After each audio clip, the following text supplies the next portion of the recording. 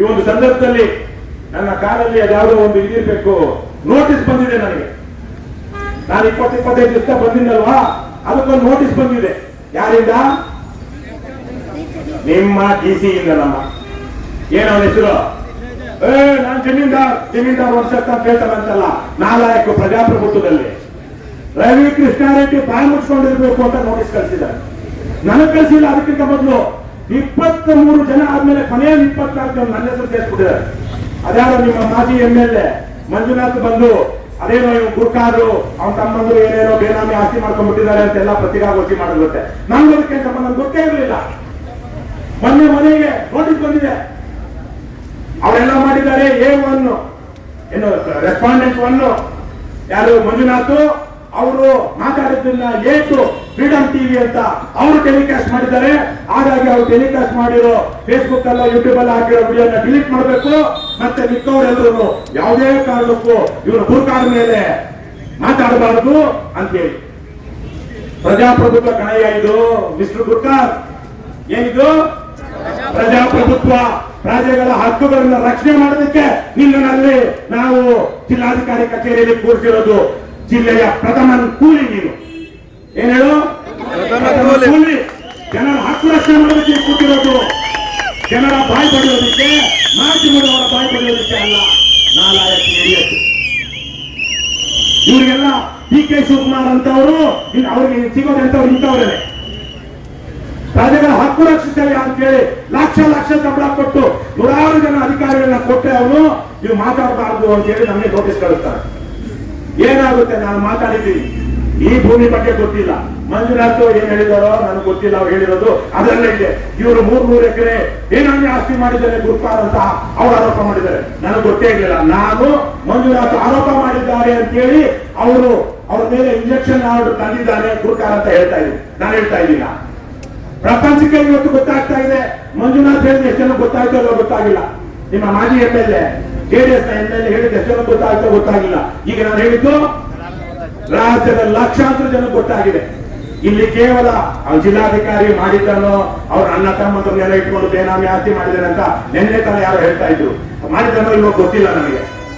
ಆದರೆ AC ಗಳು, ತಹಸೀಲ್ದಾರರು, ಕೊನೆಗೆ ವಿಲೇಜ್ ಅಕೌಂಟೆಂಟ್ಗಳು ಸಹ ಇಲ್ಲಿ ಏನೆಲ್ಲ ನಷ್ಟ ಮಾಡಬಹುದು ಎಲ್ಲ ಮಾಡಿರ್ತಾರೆ. ಸುಳ್ಳು ವರದಿಗಳನ್ನ ಬಂಜರು ಭೂಮಿ ಅಂತೇಳಿ ಕೊಟ್ಟಿರೋದಷ್ಟೇ ಅಲ್ಲ, ಅವರು ಈಗಾಗಲೇ ಗೋಮಾಳ ಇರುವಂತಹದನ್ನ ಬೇರೆಯವರಿಗೆ ದರಖಾಸ್ತಲ್ಲಿ ಮಾಡಿಕೊಟ್ಟಿರ್ತಾರೆ. ಅಕ್ರಮ ಮೇಲಿಂದ ಕೆಳಗೆ ತನಕ ಆಗಿರುತ್ತೆ. ಇಂತಹದ್ದು ಅಂದ್ರೆ ಅದೇನೋ ಬಿಟ್ಟಿ ಊಟ ಆದ್ರೆ ಮೈಯೆಲ್ಲ ಹಸು ಅನ್ನೋ ತರದ ಪ್ರಾಜೆಕ್ಟ್ಗಳು.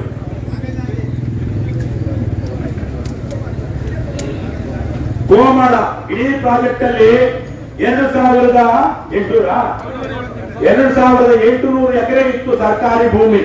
ಅದು ಗೋಮಾಳ ಅರಣ್ಯ ಭೂಮಿ ಅಂತೇಳಿ. ಇವತ್ತದ ಎಷ್ಟು ಬಂದಿದೆ? 700 ಎಕರೆಗೆ. ಇನ್ನು ಮಿಕ್ಕದ 2700 ಇನ್ನು ಮಿಕ್ಕಿದ 2000 ಎಕರೆ ಎಲ್ಲೋ ಇತ್ತು. ಈ VAಗಳು, ರೆವಿನ್ಯೂ ಇನ್ಸ್ಪೆಕ್ಟರ್ಗಳು, ತಹಸೀಲ್ದಾರಗಳು, AC ಗಳು, DC ಗಳು ಎಲ್ಲ ಸೇರ್ಕೊಂಡು ಅದನ್ನ ಅಕ್ರಮವಾಗಿ, ಕಾನೂನು ಬಾಹಿರವಾಗಿ ಯಾರ್ಯಾರ್ದು ಅಯೋಗ್ಯರಿಗೆ ಲಂಚ ಕೊಟ್ಟಂತವರಿಗೆ ಮಾಡಿಬಿಟ್ಟಿದ್ದಾರೆ. ಮೊನ್ನೆ ಇದೇ DK ಶಿವಕುಮಾರ್ ಚೇಲ, ಏನವನ ಹೆಸರು? ನಾವು ಹೋಗಿದ್ವಲ್ಲ ಪಾರೋಳಿಗೆ, ರವಿ ಅಂತಿರ್ಬೇಕು. ನನ್ನ ಹೆಸರೇ ರವಿ ಅಂತ. ಆತ ಯಾರೋ ಸಿದ್ದಪ್ಪನೋ ಸಣ್ಣಪ್ಪನೋ ಅನ್ನೋನ ಹೆಸರಲ್ಲಿ ದರಖಾಸ್ತು ಮಾಡ್ಕೊಂಡು KD ಅಕೌಂಟ್ ಮಾಡ್ಕೊಂಡಿರೋ ಜಾಗನ ಇದು ಏನೋ ಖರಾಬ್ ಅಂತ ತೋರಿಸಿ ಅವನ ಹೆಸರು ನೋಡ್ಬಿಟ್ಟಿದ್ದ. ಹೋಗಿ ಪಾಪ ಹರೀಶ್ ಬಂದಿದ್ದಾರೆ ಏನೋ ಗೊತ್ತಿಲ್ಲ. ಹಾರೋಹಳ್ಳಿ ರೈತ ಹೋರಾಟಗಾರರು ಅದ್ರ ವಿರುದ್ಧ ಹೋರಾಟ ಮಾಡಿ ಕೊನೆಗೆ ರದ್ದಾಗೋ ಹಾಗೆ ಮಾಡುದು. ಅದು ಇಂಥ ದೇಶ ಆಗಿದೆ. 1 ಎಕರೆಗೆ ಇಲ್ಲಿ 20 ಕೋಟಿ ಮೇಲೆ ಇದೆ ಇವತ್ತು ಮಾರ್ಕೆಟ್ ವ್ಯಾಲ್ಯೂ. 10 ರಿಂದ 20 ಕೋಟಿ, ಸಾವಿರಾರು ಕೋಟಿ ರೂಪಾಯಿ ಸರ್ಕಾರಕ್ಕೆ ಇವತ್ತು ನಷ್ಟ ಆಗ್ತಾ ಇದೆ. ಹಾಗಾಗಿ ಈ ಹೋರಾಟ ನೀವು ನಿಲ್ಲಿಸಬೇಡಿ. ನಿಲ್ಲಿಸ್ತೀರಮ್ಮ? ನಿಮ್ಮ ಮಕ್ಕಳ ಭವಿಷ್ಯ ಇದೆ, ಅದಕ್ಕಿಂತ ಮುಖ್ಯವಾಗಿ ರಾಜ್ಯದ ಭವಿಷ್ಯನೂ ಇದೆ. ಯಾಕಂದ್ರೆ ಇಂತಹ ಫಲವತ್ತಾದ ಭೂಮಿಯನ್ನೇ ಇವರು ಟೌನ್ಶಿಪ್ ಮಾಡಿದ್ರೆ ಮುಂದಕ್ಕೆ ಪಕ್ಕದ ಮನೆಗೆ ಬಿಟ್ಟು ಬೆಂಕಿ ನನ್ನ ಮನೆಗೆ ಬಿಡೋದಿಲ್ಲ ಅಂತ ಮಲೆನಾಡಲ್ಲಿರೋರು ಇನ್ನೆಲ್ಲೋ ಇರೋರು ಅಂದ್ಕೊಂಡ್ರೆ ಅವ್ರ ಮನೆಗೆ ಬಾಂಬೆ ಬಿಡುತ್ತೆ. ನಿಮ್ ಮನೆಗೆ ಬೆಂಕಿ ಬಿದ್ದಿದೆ, ಈಗ ಅವ್ರ ಮನೆಗೆ ಏನ್ ಬಿಡುತ್ತೆ? ಈಗ ಹೋಗಿ ಇರಾನ್ನಲ್ಲಿ ಬಾಂಬ್ ಆಗ್ತಾ ಇದಾರೆ. ಇರಾನ್ ಅವರು ಬೇರೆ ಮೇಲೆ, ಇರಾನ್ ಮೇಲೆ ಇಸ್ರೇಲ್, ಅಮೆರಿಕವರೆಲ್ಲ ಆ ತರಕ್ಕೆ ನಮ್ಮ ರಾಜಕಾರಣಿಗಳು, ಅಧಿಕಾರಿಗಳು ಏನಾಗ್ತಾರೆ? ಬಾಂಬೆ ಹಾಕ್ತಾರೆ. ಹಾಗಾಗಿ ಅವರೆಲ್ಲ ನಿಮ್ಮ ಹೋರಾಟಕ್ಕೆ ಬರಲಿ. ಕೊನೆಯದಾಗಿ ಈ ಹೋರಾಟ ಎಷ್ಟು ದಿವಸ ಆಗುತ್ತೋ ಗೊತ್ತಿಲ್ಲ. 4 ವರ್ಷ ನಡೆಸಿದ್ರು ಎಲ್ಲಿ ಚನ್ನರಾಯಪಟ್ಟಣದಲ್ಲಿ. ಹಾಗಾಗಿ ನೀವು ಒಂದು ಸುದೀರ್ಘವಾದ ಹೋರಾಟಕ್ಕೆ ಸಿದ್ಧವಾಗಬೇಕು. ಅಹೋರಾತ್ರಿ ಹೋರಾಟಗಳನ್ನು ಮಾಡಬೇಕು. ನೀವು ಸಾಕಷ್ಟು ಸಂಖ್ಯೆಯಲ್ಲಿ ಜನ ಹೆಚ್ಚು ಬರ್ತಾ ಇರಬೇಕು. ಆವಾಗ ರಸ್ತೆ ತಡೆ ಮಾಡಬೇಕು. ಡಿಸಿ ಕಚೇರಿಗೆ ನಾನು ಇವತ್ತು ಹೇಳ್ತಾ ಇದ್ದೀನಿ, ಇವತ್ತಲ್ಲ ನಾಳೆ ಅವನು ಡಿಸಿ 144 ಸೆಕ್ಷನ್ ಹಾಕ್ಬಿಟ್ಟಿದ್ದಾರಂತೆ. ಅಂದ್ರೆ 5ಕ್ಕಿಂತ ಹೆಚ್ಚು ಜನ ಅಲ್ಲಿ ಜಿಲ್ಲಾಧಿಕಾರಿ ಕಚೇರಿ ಆವರಣದಲ್ಲಿ ಸೇರಬಾರದು ಅಂತ. ಏನಪ್ಪ ಪೊಲೀಸರಿದ್ದಾರೆ ಅಂತದೇನೆಲ್ಲ ಆಗುತ್ತೆ ಅಲ್ಲಿ ಜಿಲ್ಲಾಧಿಕಾರಿ ಕಚೇರಿನಲ್ಲಿ. ಜಿಲ್ಲಾಧಿಕಾರಿ ಕಚೇರಿಗೆ 144 ಸೆಕ್ಷನ್ ಹಾಕಿರೋದು ಎಲ್ಲಾದ್ರೂ ಇದೆಯಾ ರಾಜ್ಯದಲ್ಲಿ? ಪ್ರಜಾಪ್ರಭುತ್ವ ಕಂಡ್ರಪ್ಪ ಇದು ಯಾರು ನಿಮ್ಮ ಅಪ್ಪಂದು ಜಾಗೀರು ಅಂತ ಸರ್ವಾಧಿಕಾರಿ ಸೇನಾಡಳಿತ ಇರುವಂತದ್ದಲ್ಲ.